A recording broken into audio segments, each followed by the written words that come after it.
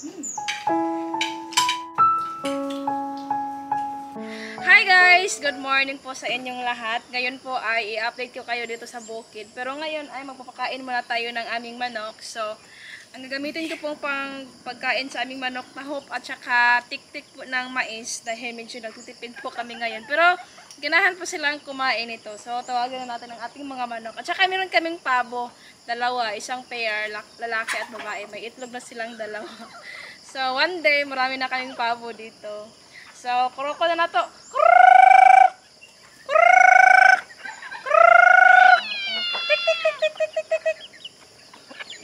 Ganahan kayo na sila. Ato lang siya lang kanang kaparan og tubig. Pakita po doon. Ubos. So, hawaming. Nabusot na ilang kanalan di ay. Oh, buak na. So, para ang manok ay hindi sila matukan. Kaparan na to silang tubig. Ako lang yung daghanon. Hawaloy. Kabahadlok ang manok, loy.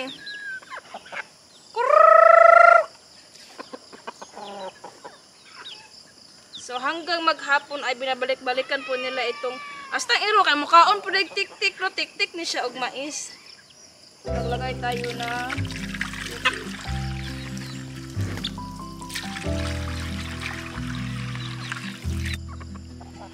pati aso malakas kumain ng tahop at saka tik-tik. Yan po si Angelo, kapatid po ni Angel. Loy. Mas malakas po silang kumain ng tahop at saka tik-tik. Organic pa, di ba? Pagkatapos nilang kumain ng tahop, saka dyan sila pupunta para hindi sila matika ba? Sa tawag matukan bitaw. Kaya dry po yung pagkain nila. So at first, nahirapan silang mag-adjust, pero ngayon ay alam na nila yung gagawin nila.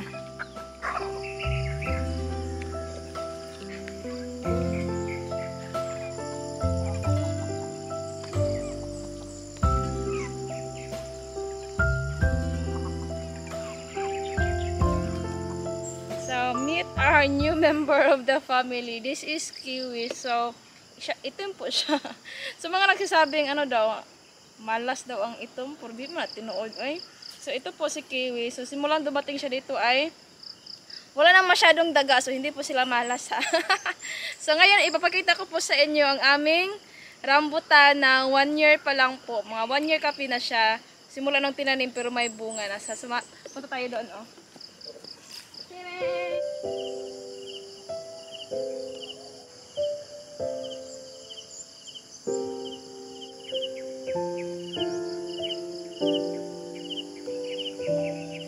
So, ito po ang aming grafted rambutan na maharlika po siya. So, tinanim po to last March 2022. So, more than a year pa lang po siya. So, ito na po, meron na po silang bunga.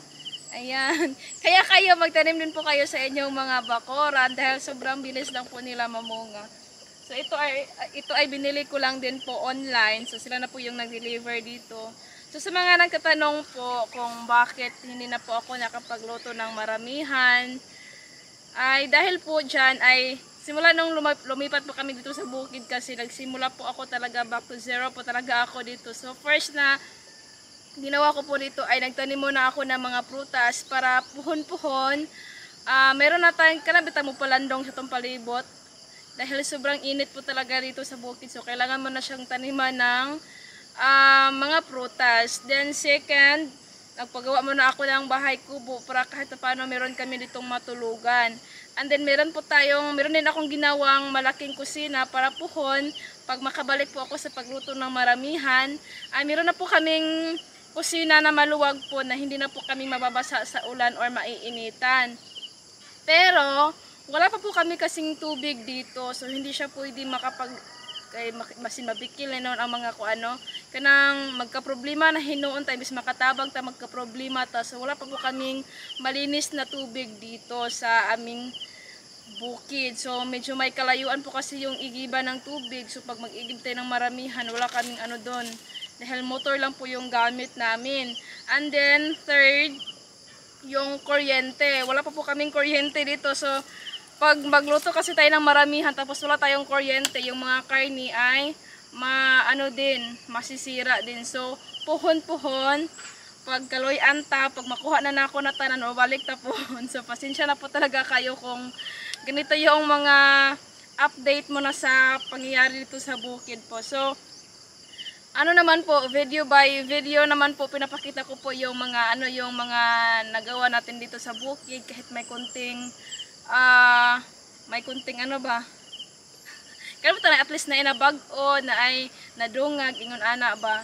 So malaki pa rin pasasalamat ko po sa inyo sa inyong patuloy po na suporta po sa aking channel po. Sobrang na-appreciate ko po iyan. So ngayon po ipapakita ko po sa inyo yung aking bagong variety na papaya na tinanim ko din po dito na sobrang tamis din po siya.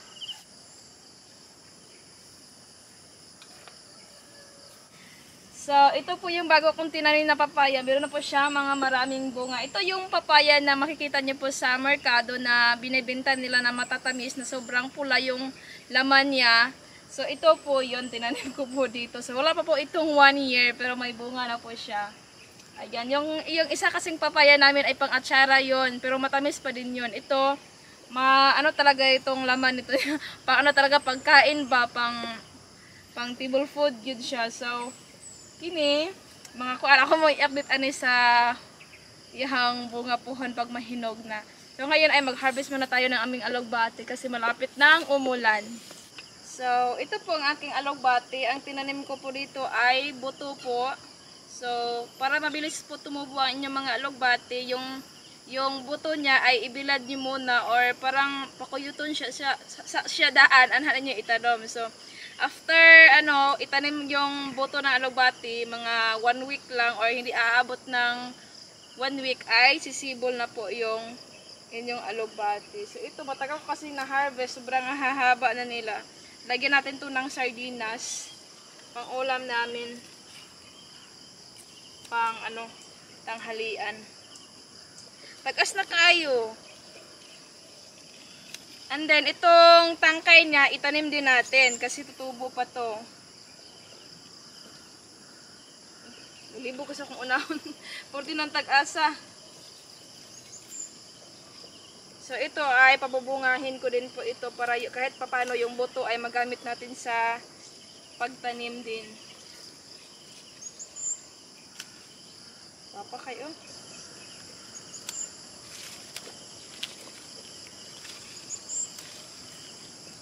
Baka nagtaka kayo bakit naka raised bed yung mga tanim natin. Dahil ito po ay sinadya ko po talaga para kahit paano ay mabilis ko ma-monitor yung mga damo-damo.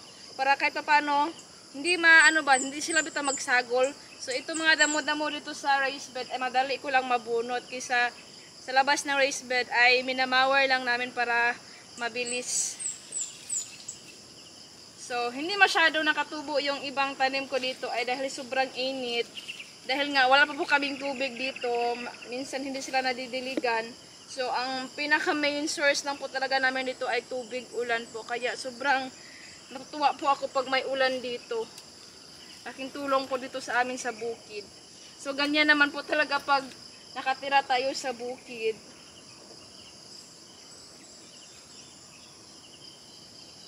Pero puhon, kaloyan, gatigom-tigom pa yun ko.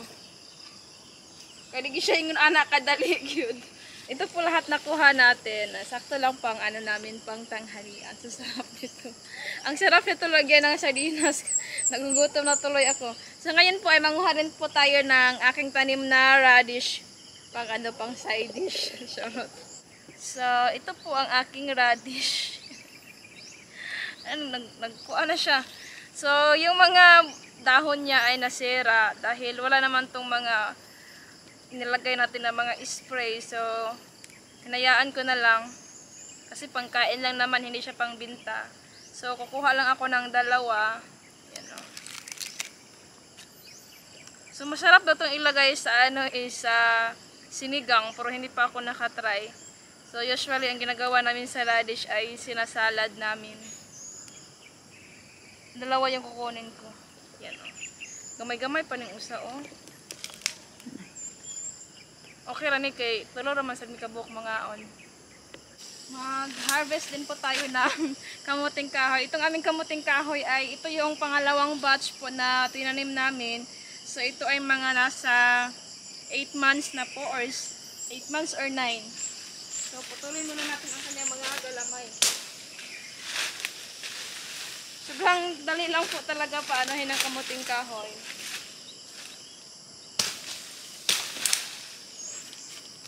Ano, dako na dyan siya bunga kay gahi.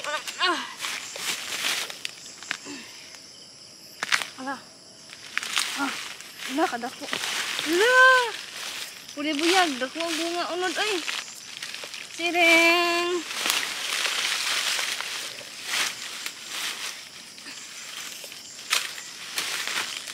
Yan oh. Puhon, magnegosyo ko og salbaro, bili. Magbenta po ako ng salbaro puhon. Apa isa na habilin. Tingnan niyo yung laman niya. Nagko kaayo.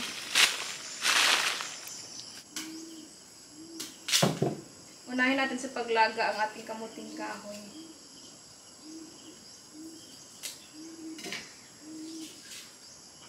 Pag fresh po yung cassava, mabilis lang po siyang balatan. Kaya walang ano-ano ba. Walay hassle. So, lagyan na natin siya ng ano dyan. Oh. Yan na siya kadali.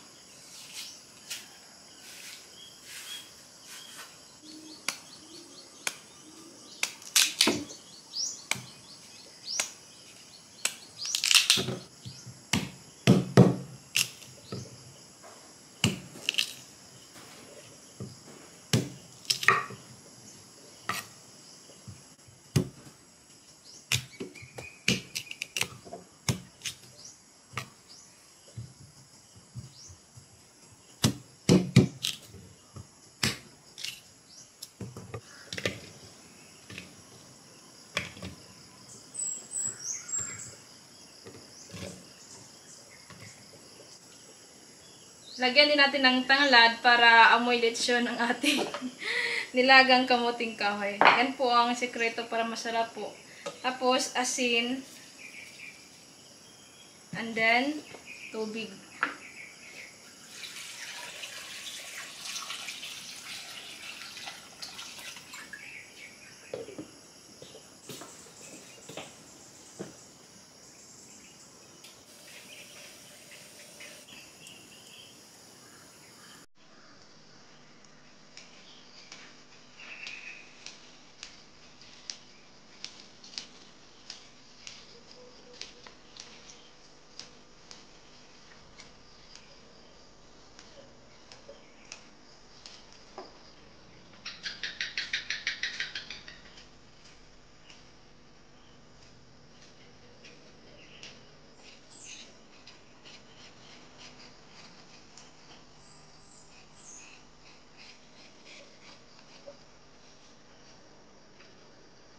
Tapos, hihiwain lang natin ng maninipis itong ating radish.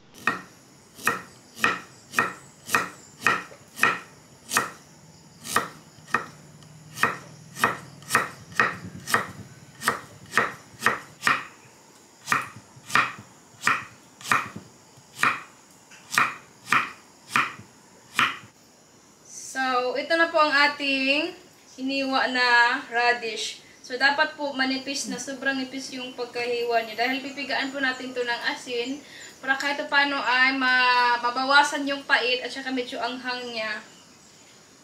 So, lagyan natin ng asin para mapigaan natin. Lagyan natin ng asin. Pwede na kayo hindi maglagay ng asin mamaya sa pagtimpla nito. Pag medyo naramihan nyo yung asin sa paglagay na yun.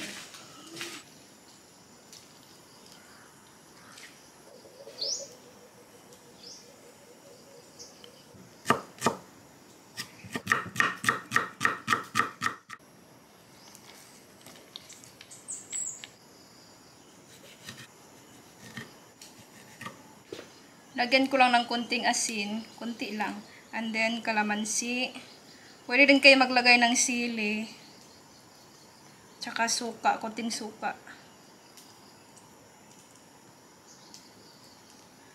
Maglagay ako ng konting suka. So, hindi na ako maglagay ng sili dahil maanghang na po ang aming suka. Kunti lang.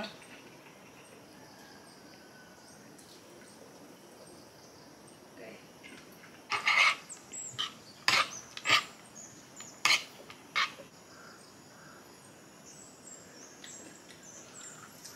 Halangan. Sa mga first timer nito, I'm sure hindi pa ito nila, masyadong magustuhan, pero pag pangalawang beses, pangatlo, masasarapan na kayo nito. Kasi nung first time ko rin ito matikman, hindi ko bet yung niya, lasa at saka amoy. Pero ngayon, masarap na siya para sa akin. So, ang iba, nilalagyan to nila ng salted egg. Pero kami, bawal kami sa salted egg dahil itlog po yan ng pato or bebe. So, ito lang, ganito lang, simple lang po ang aming salad na radish. So, ngayon ay mag-isa tayo sa ating alugbate. Yan, ito na po ang ating kamuting kahoy. Luto na siya. Igisa lang natin ang bawang. Sinasali ko po yung balat ng bawang dahil mabango po siya. Sibuyas. Sardinas. Ay, gumayroon sunod. Ay,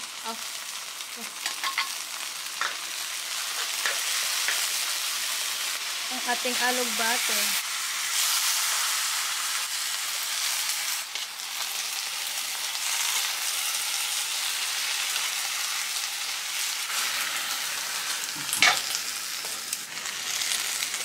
Paminta para medyo may anghang konti. And then, konting toyo.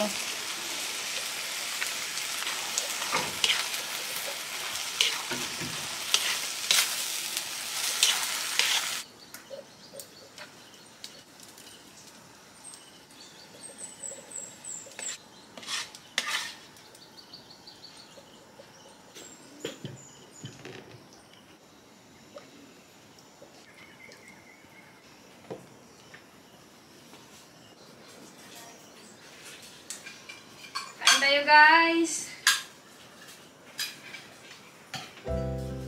Ito, paborito ko talaga itong ginisang alugbate.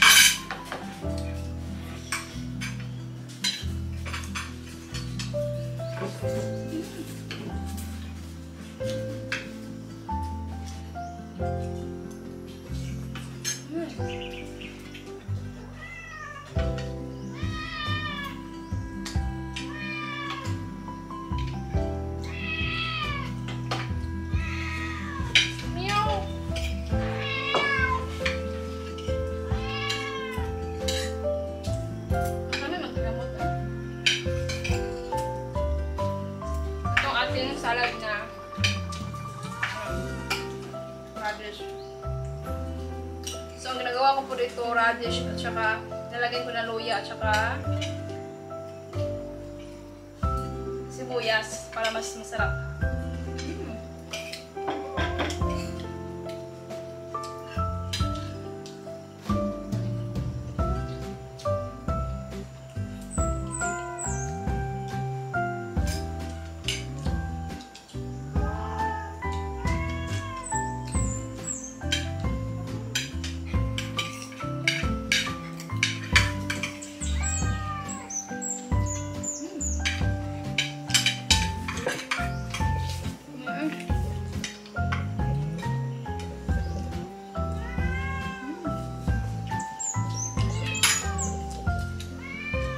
Tapos kasi siya, kaya sa una, Malabo, mga ko na eh.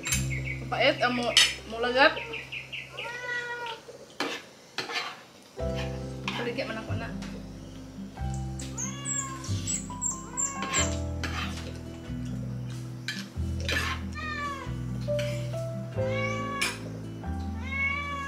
Unas.